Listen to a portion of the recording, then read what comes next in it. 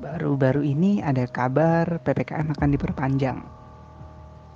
Awalnya 2 minggu 3 hari, akan berlanjut menjadi 6 minggu. Kabar itu bener apa hoax ya? Tapi semisal beneran, nggak tahu lagi mau ngomong apa.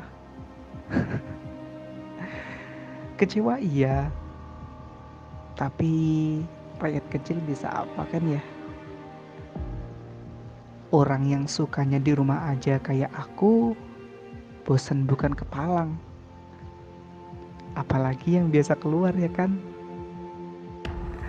Itu kalau ngomongin bosen.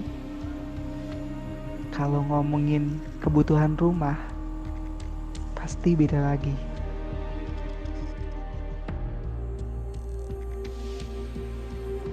Aku adalah salah satu orang yang percaya dengan adanya COVID-19. Keluar pakai masker, bahkan selalu siap hand sanitizer. Pokoknya aku akan berusaha ngelakuin apa yang sekiranya sesuai dengan aturan yang dikeluarkan oleh pemerintah. Bahkan di rumah hanya aku, orang yang percaya dengan COVID-19.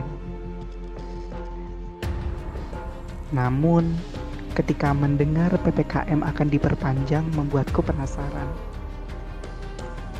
Apakah benar pendapat orang yang bilang kalau ada permainan politik?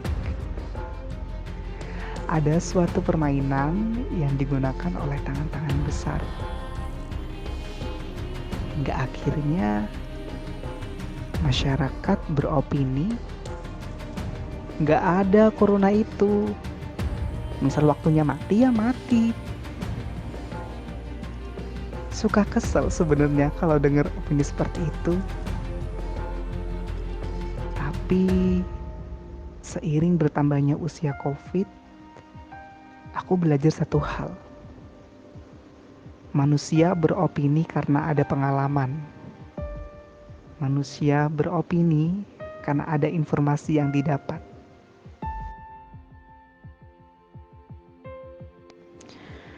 Dan ketika PPKM diperpanjang, apakah kesenjangan ketidakpercayaan akan menghilang atau setidaknya berkurang? Atau malah yang percaya menjadi tidak percaya? PPKM bertujuan untuk menekan angka penyebaran virus. Katanya seperti itu. Tapi pernah nggak sih kalian dengar penghasilan kurang banget nih, malah sampai rugi bandar. Orang kecil banyak yang menjerit loh. Bantuan sudah kami kerahkan kepada masyarakat, katanya. Tapi bukan rahasia lagi.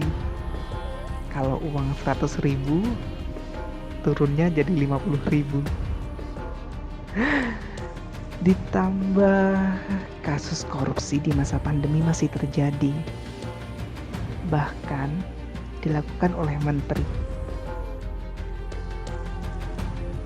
Cuma mau bilang, pandemi tidak hanya krisis kesehatan dan ekonomi.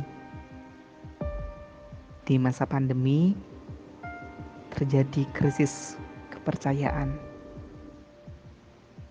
Jadi, apakah langkah perpanjangan PPKM adalah hal yang bijak? Entahlah. Tapi tolong jangan tutup hati nurani hanya karena ingin memperkaya diri. Bukan mau berlagak menjadi yang paling terbebani akibat PPKM. Melihat orang yang bekerja bukan di kantor tanpa penghasilan tetap merupakan penyebab munculnya suara ini. Mereka bilang mati bisa karena COVID, tapi mati juga bisa karena tidak makan. Bukannya ingin menilai kinerja orang atas itu buruk, tapi ingin memperjelas bahwa masih banyak perilaku buruk. Jadi, aku hanya ingin berkata, dampak PPKM harusnya tidak hanya untuk memperbaiki ekonomi, tapi kepercayaan akan wakil rakyat juga perlu. Seperti halnya suatu hubungan pacaran, semua akan berjalan dengan baik ketika ada suatu kepercayaan. Teruntuk Corona, hebat kamu ya, bisa mengukir sejarah baru dunia pervirusan. Sukses untuk PPKM, dan sekali lagi aku mohon kebijakannya jangan terlalu mempersulit rakyat kecil ya. Mereka udah lelah menghadapi kerasnya dunia.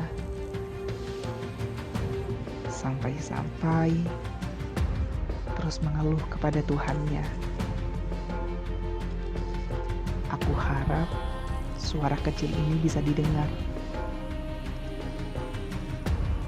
Negeriku, semoga lekas sembuh ya.